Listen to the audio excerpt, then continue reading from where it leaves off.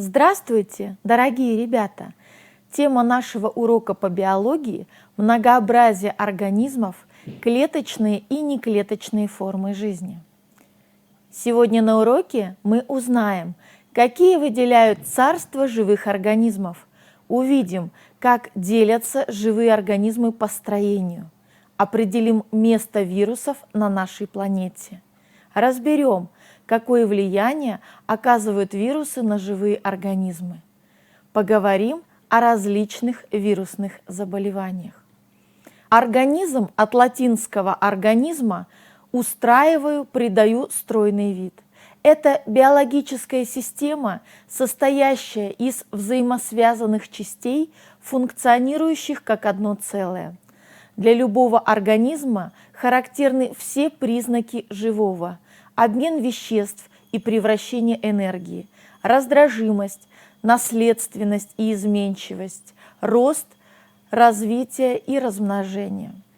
Организмы, обитающие на Земле, очень разнообразны, различают неклеточные формы, вирусы и клеточные формы.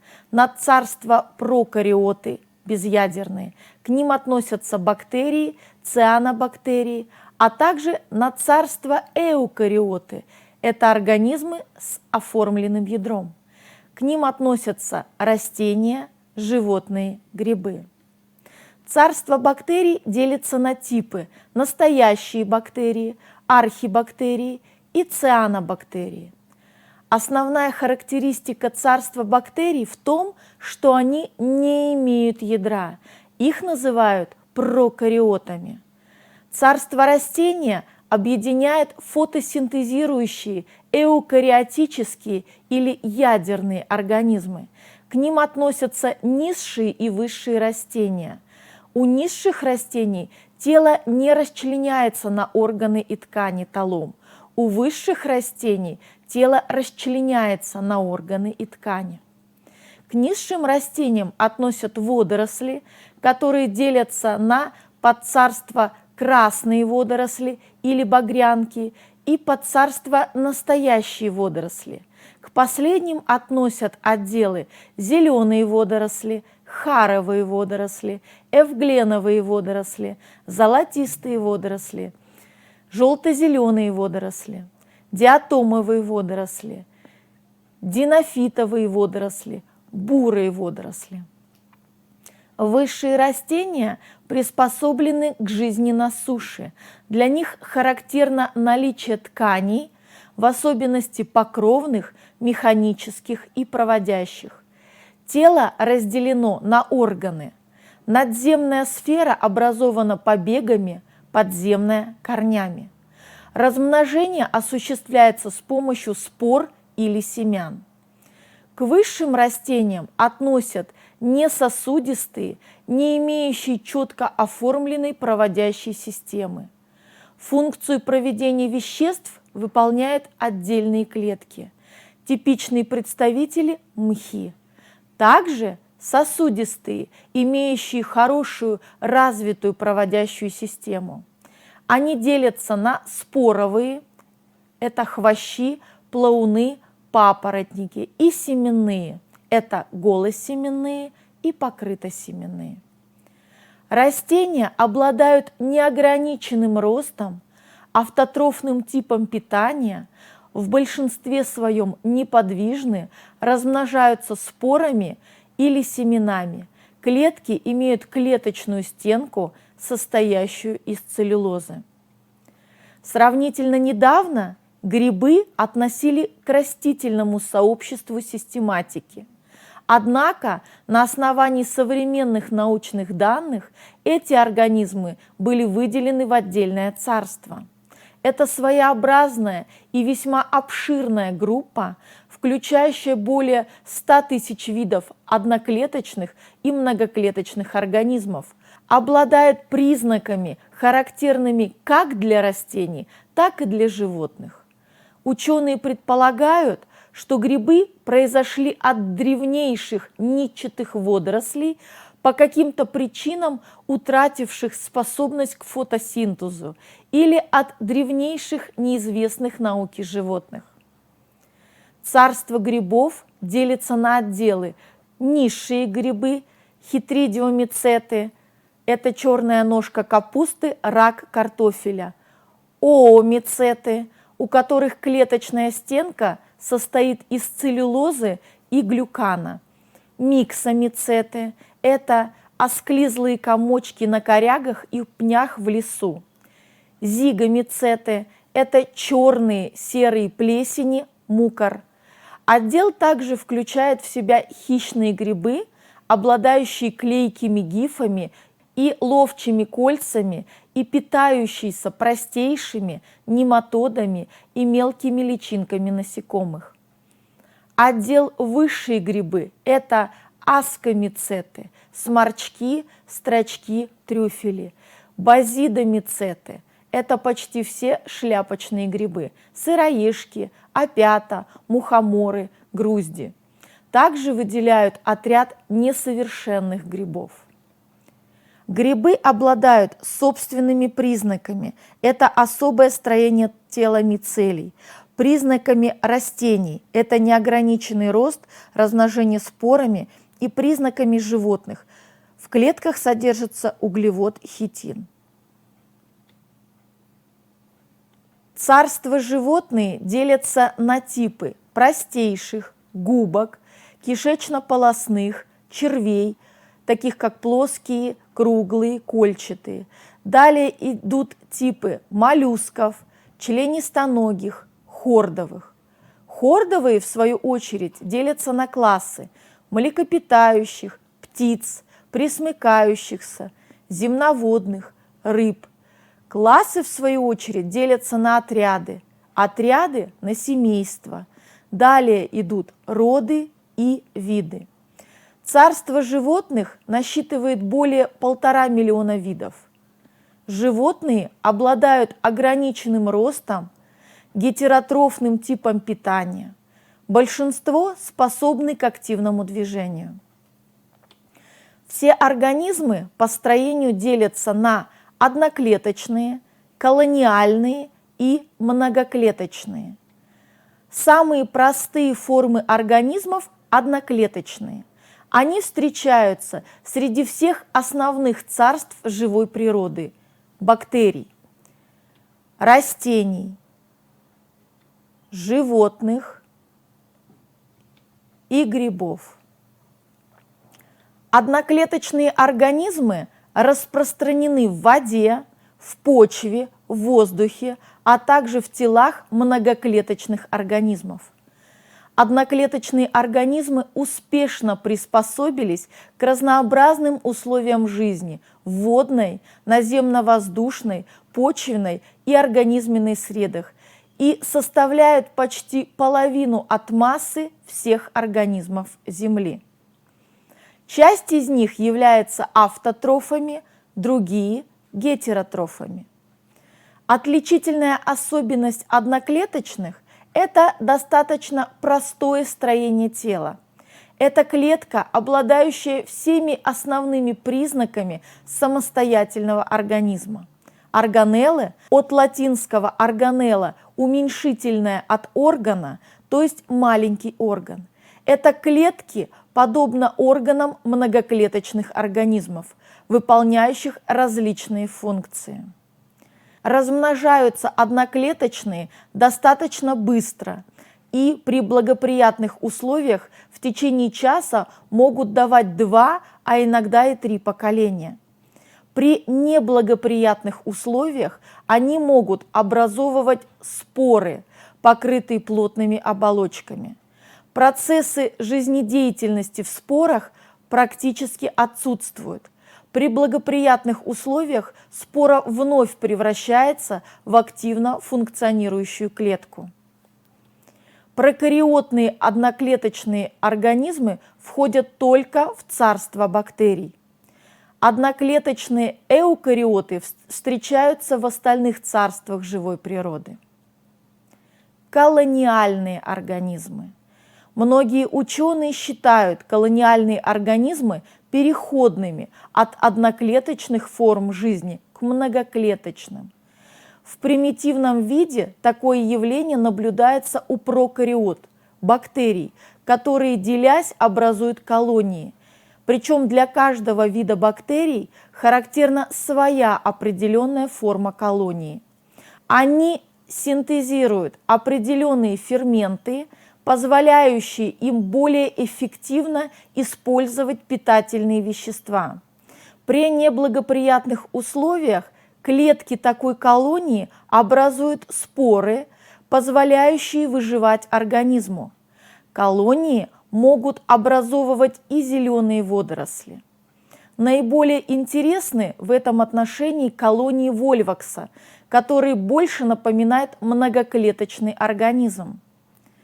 Согласованное биение жгутиков обеспечивает направленное движение. Репродуктивные клетки, отвечающие за размножение, располагаются с одной стороны колонии.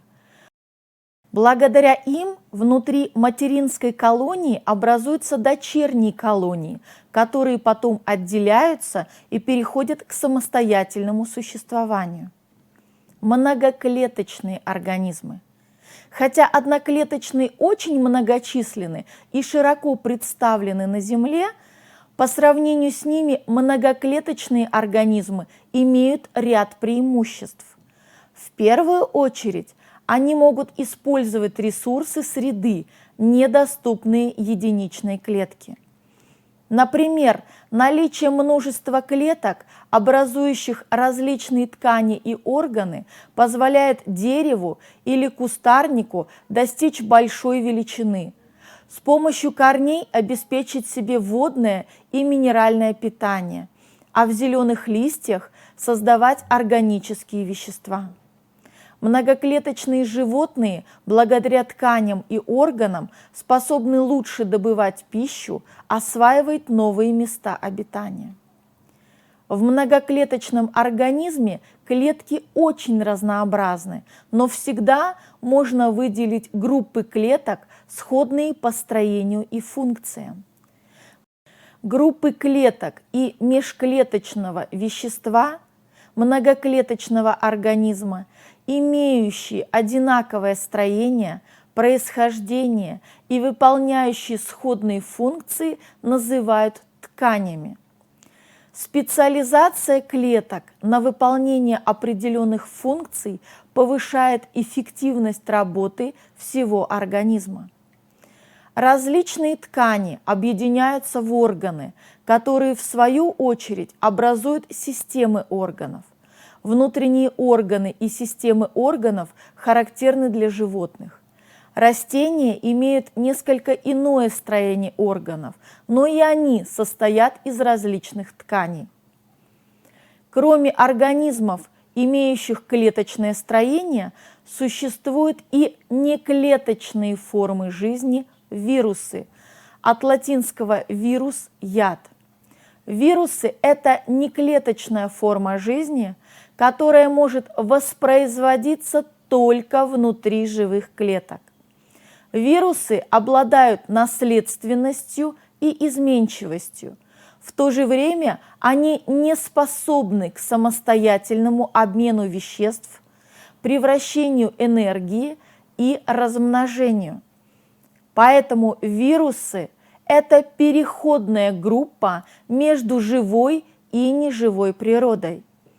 Вирусы были открыты русским ученым Дмитрием Ивановичем Ивановским в 1892 году.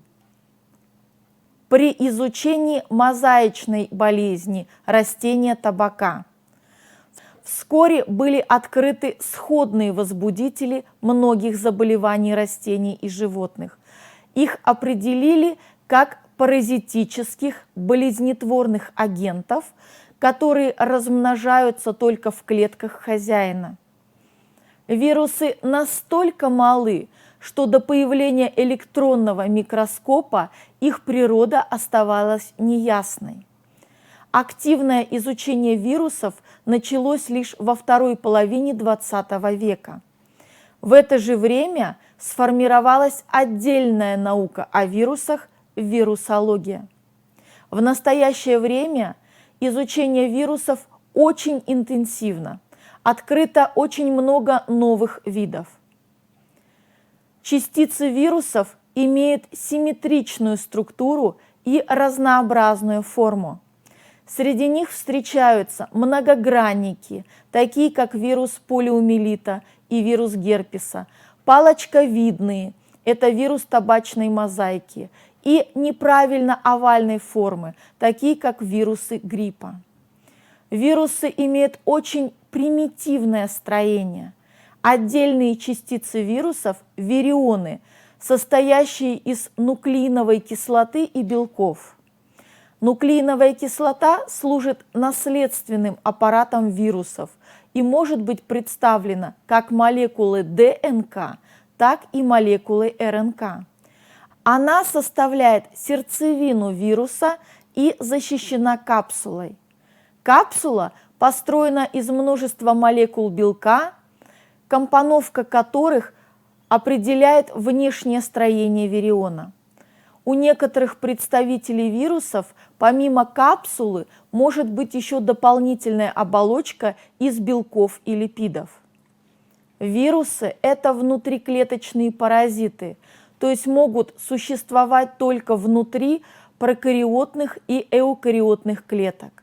Вне клетки хозяина они не проявляют признаков живого, способны кристаллизовываться подобно веществам неживой природы.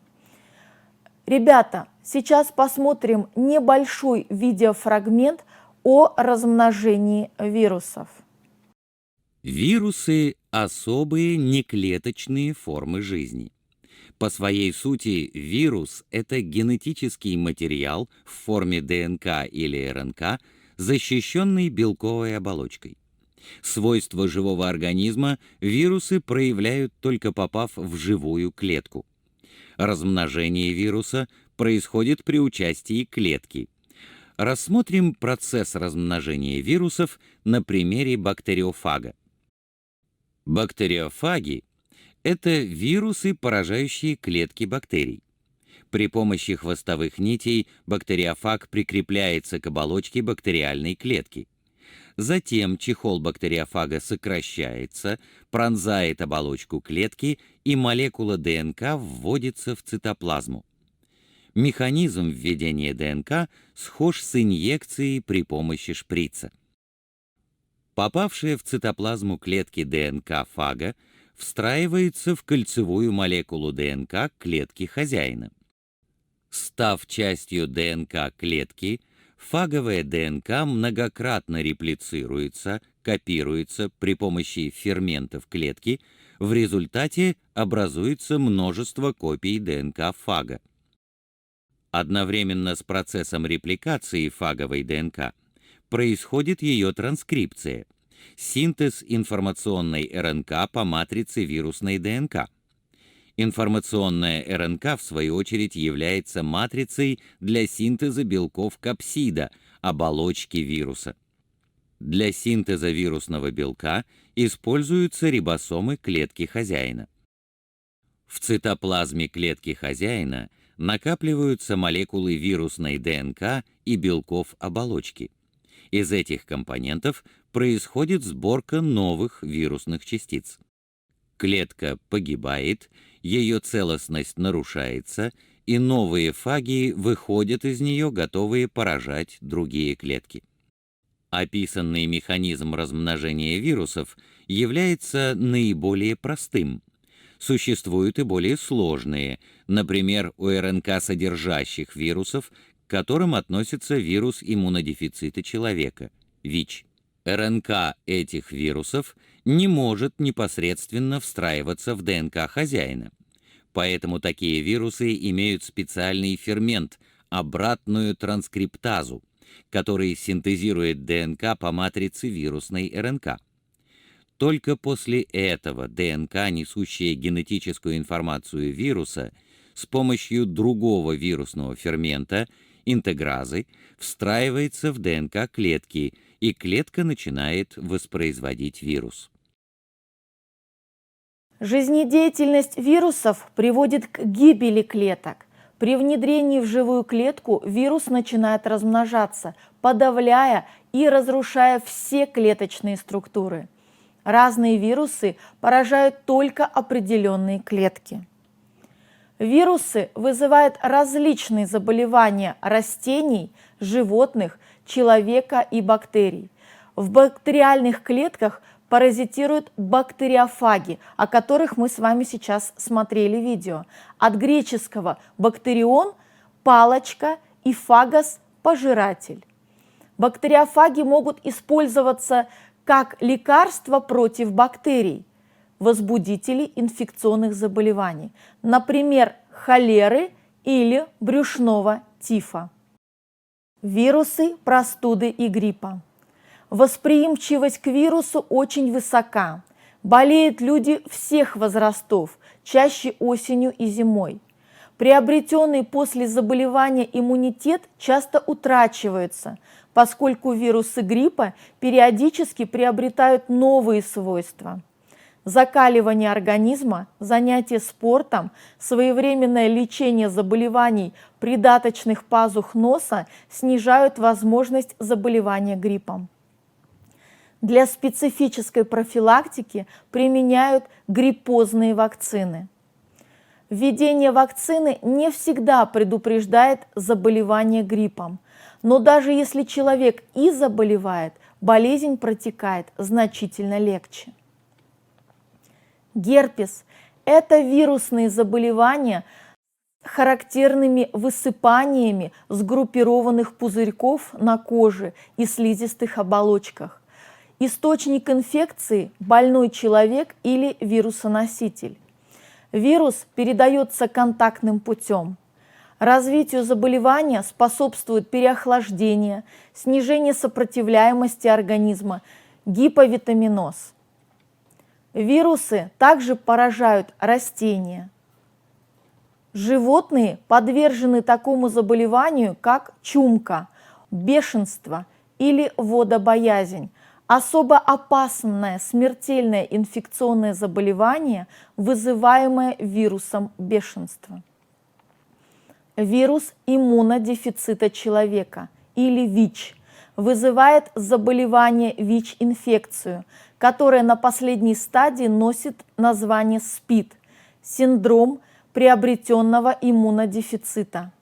При попадании вируса ВИЧ в кровь человека он поражает лейкоциты, которые отвечают за иммунитет организма. Пораженные лейкоциты либо погибают, либо перестают узнавать чужеродных болезнетворных бактерий и аномальные клетки человека, которые образовались в результате нарушения нормального клеточного деления. В результате зараженный вирусом ВИЧ человек погибает от инфекционного заболевания, так как лейкоциты бездействуют и не вырабатывают белки-антитела. Смерть человека может наступить и от ракового заболевания, к которому приводит разрастание аномальных клеток. Ученые ведут интенсивный поиск препаратов, способных защитить или вылечить это тяжелейшее инфекционное заболевание человечества. СПИД передается только от человека к человеку. Первое – половым путем. Второе – через кровь, содержащую вирус иммунодефицита. И третье – от матери к плоду и новорожденному. Других механизмов передачи не выявлено. Изучение вирусов играет важную роль в развитии медицины, молекулярной генетики, иммунологии, эпидемиологии и других науках, направленных на сохранение здоровья человека, животных и растений. Итак, сегодня на уроке, ребята, мы ознакомились с классификацией живых организмов, разобрали, какое влияние оказывают вирусы на живые организмы, поговорили о различных вирусных заболеваниях. Обратите внимание на информационные ресурсы, которые были использованы для подготовки к уроку. Надеюсь, вам все было понятно и интересно. До свидания, ребята!